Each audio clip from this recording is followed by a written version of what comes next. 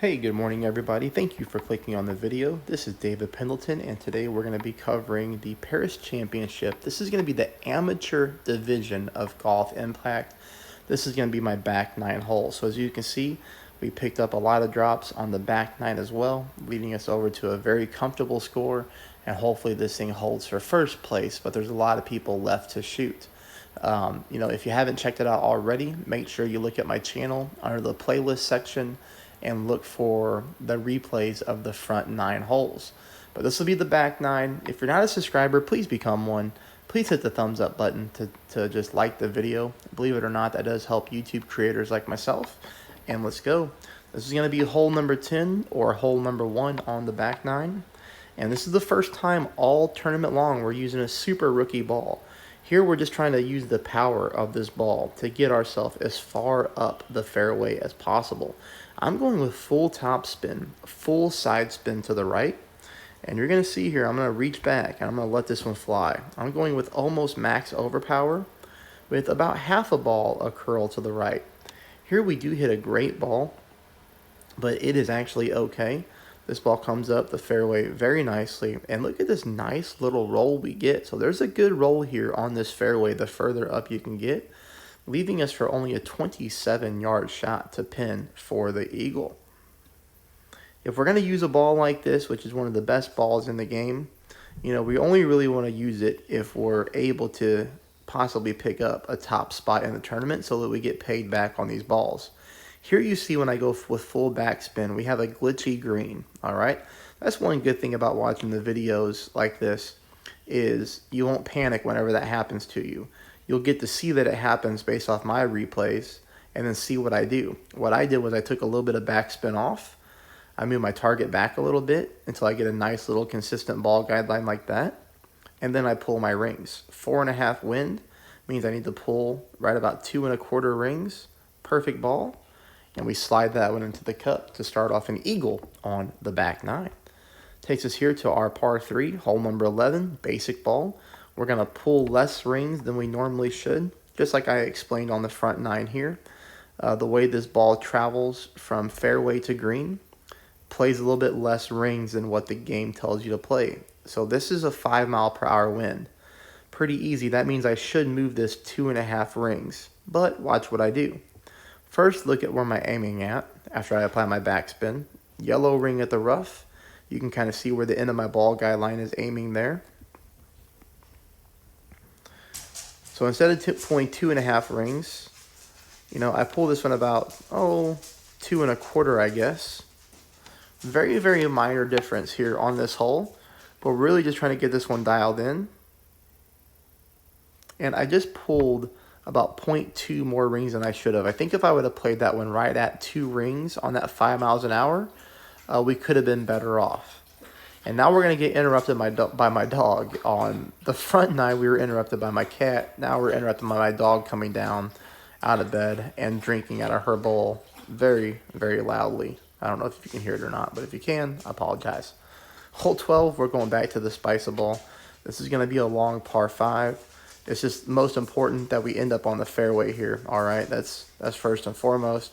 Here we reach back again into overpower, about a 1/4 ball a curl to the right. And we get very, very lucky to land on the fairway here. So we always got to make sure that on these long par 5s that we don't gamble too much with the drives and that we always land on the fairway.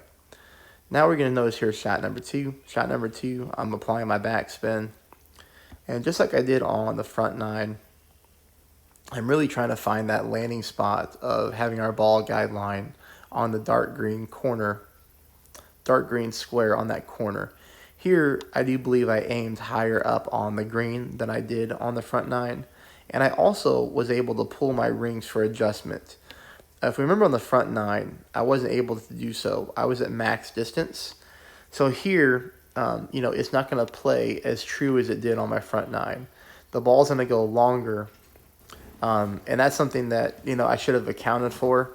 I just wasn't thinking about it at the time.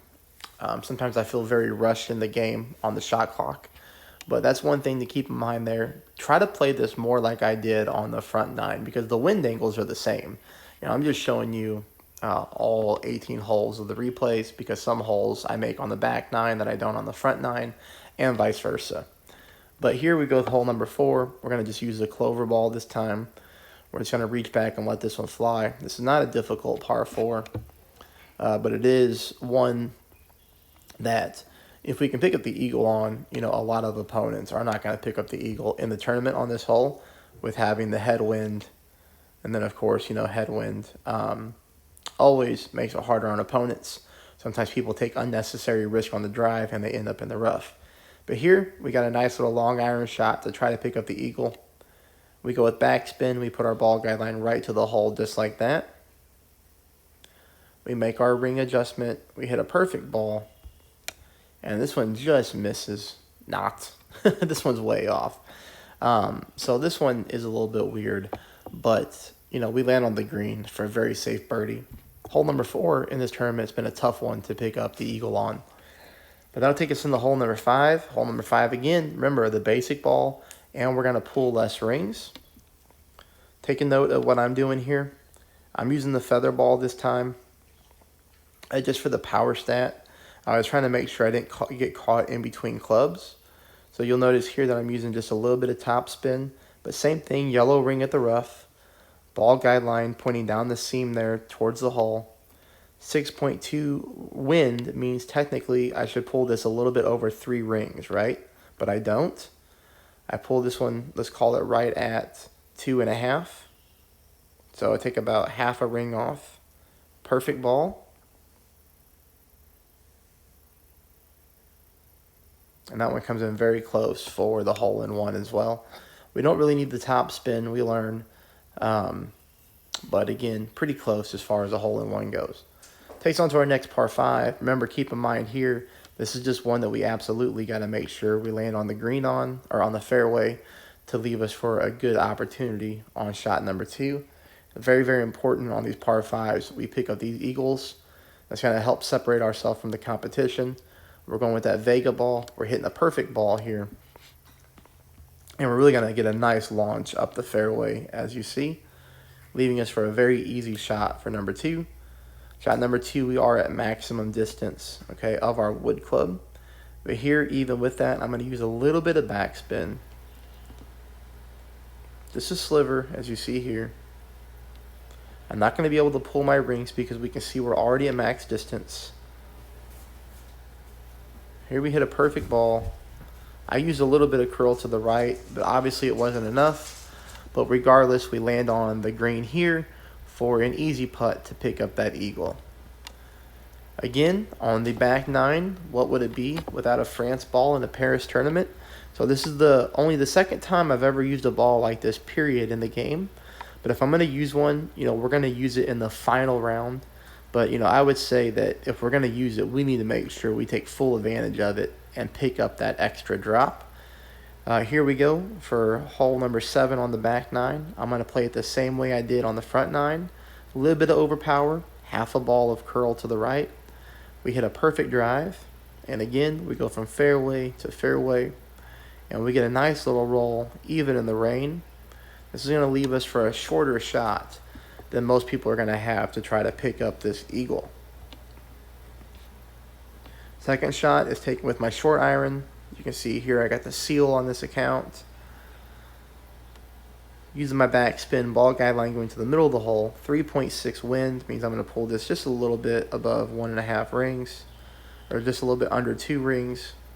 Either way you want to look at it. Perfect ball. But we get this one to bounce very nicely into the cup for an eagle.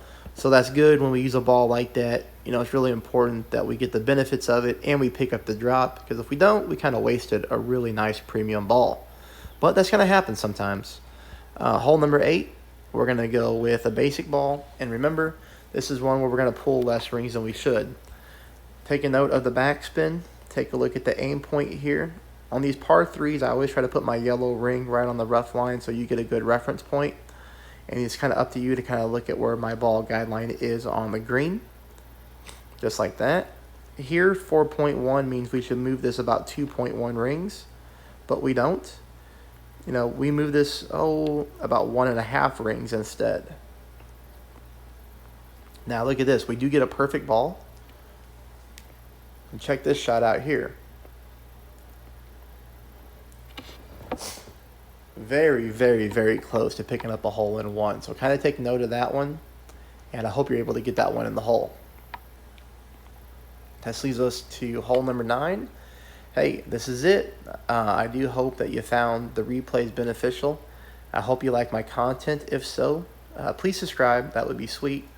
Please take a moment there to hit the thumbs up button and like the video. And if you'd like to support my channel, I know that not everybody has the means to do so, but if this was helpful to you, if you're going to get a really high place in the tournament and these replays helped, you can always help support my channel via PayPal. That's always in the comments section below. Or if you'd like to become a member of the channel, you can check out the video description. No pressure there, but you know, anything helps for sure when it comes to the time of doing this. All right, we go into shot number 2. Shot number 2, notice here, full back spin, about 1 bar of side spin to the left.